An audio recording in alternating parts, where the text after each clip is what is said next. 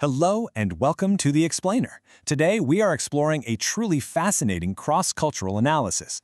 We're going to unpack the profound differences in workplace culture, gender roles, and societal expectations between two vastly different nations, Japan and Brazil. If you've ever wondered how history, government policy, and culture shape the way we work and interact every single day, well, you are definitely in the right place. This video is based on a blog post written by Atsuko Natalia Hoshi. As a board member of the Japan-Brazil Central Association, a Brazilian dentist, and the representative of H&A Consulting, she connects Japan and Brazil through running a Portuguese language school and hosting Brazil-related seminars. Okay, let's dive into this. Here is a quick roadmap of the cultural insights we'll be looking at. We'll start with Japan's historical gender roles, look at something called the Kotobuki Taisha phenomenon, then contrast that with Brazilian culture. From there, we'll compare men and women in the workplace, and finally, wrap up by talking about bridging this massive cultural gap. Section 1. Japan's historical gender roles. To really understand Japan's specific work culture today, we have to look back at how it was intentionally shaped. It's actually kind of fascinating to see how this societal engineering worked mechanically. During Japan's high economic growth period, the division of labor wasn't just some random cultural accident, it was heavily incentivized by the government. Policies like the spousal tax deduction and specific pension frameworks were created to essentially push families into a specific model. You had men becoming so-called corporate warriors who focused purely on work, while women structurally took on the pro-housewife role. Section 2. The Kotobuki Taisha phenomenon. Now, this historical backdrop perfectly sets the stage for Atsuko's personal experience when she arrived in Japan in the 1990s as a dental student. To put things into perspective, when Atsuko arrived in 1995, Japan was an absolute economic powerhouse. They held roughly 18% of the entire global GDP. That is massive. She originally looked at the Japanese workforce with this deep admiration. She saw their worker bee diligence and extreme dedication as the impressive engine behind this huge economic success. But as she integrated into the professional environment, she encountered a practice that genuinely shocked her. And that brings us to a very specific term, Kotobuki Taisha. It literally translates to the practice of women resigning from their jobs upon marriage. Atsuko was absolutely astonished to find that in her Japanese dental university workplace, there were virtually no married women. None. They were all single, because Kotobuki Taisha was just the expected norm. This rigid expectation was so powerful, and frankly so jarring compared to her upbringing, that it actually led her to briefly give up the pursuit of her own dental license in Japan after she got married and had children. Section 3. The Brazilian cultural contrast.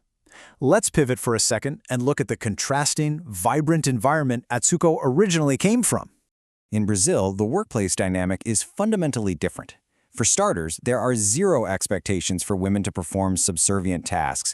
You're not going to see women expected to fetch and serve tea to male colleagues, which honestly sounds like a recipe for a very cold cup of tea in a modern office anyway. Instead, Brazil's incredibly diverse, multi-ethnic society cultivates a highly flexible workplace. Women actively pursue lifelong careers, and prominent female leadership and management is simply an operational reality. Section 4. Men in the workplace. So, how do these completely divergent backgrounds shape the daily behaviors of professionals? Let's break it down. And this brilliantly illustrates the contrast. On one side, you have the traditional Japanese expectation.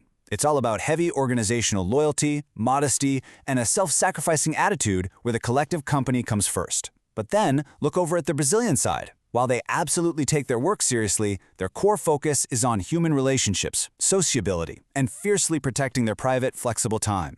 You can easily see how a Brazilian might seem way too casual to a Japanese professional, and vice versa.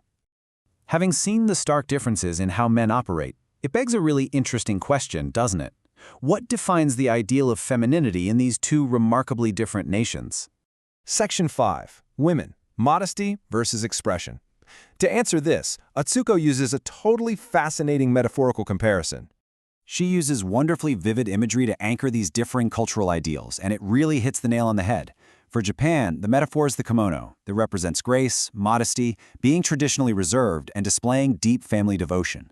For Brazil, the metaphor is the bikini, representing bold open expression, a fierce career drive, and a comfortable self-assertion and sexuality. And it's so interesting because this isn't about one being better than the other. It's about objectively recognizing that these are two fundamentally different starting points for how women navigate society and the workplace. Section 6. Bridging the cultural gap. This brings us to the ultimate challenge. How do professionals actually navigate these profound differences today? Well, this is exactly where Atsuko steps in, with a highly practical solution. She uses her unique dual perspective at the H&A Portuguese School. She specifically prepares expats, like, say, a Japanese man in his 20s relocating to Brazil, and she does it in just 3 months. It's incredibly fast.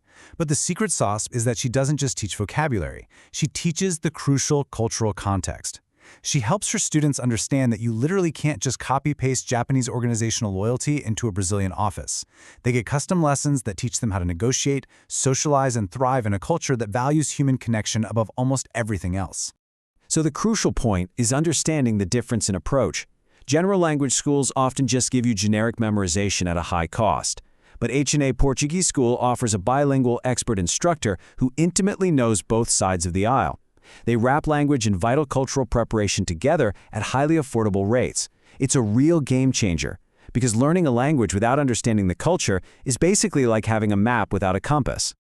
Just look at this brief review from a student, Haruna Sasaki. She says, "Language, culture, and lifestyle tailored perfectly to our needs."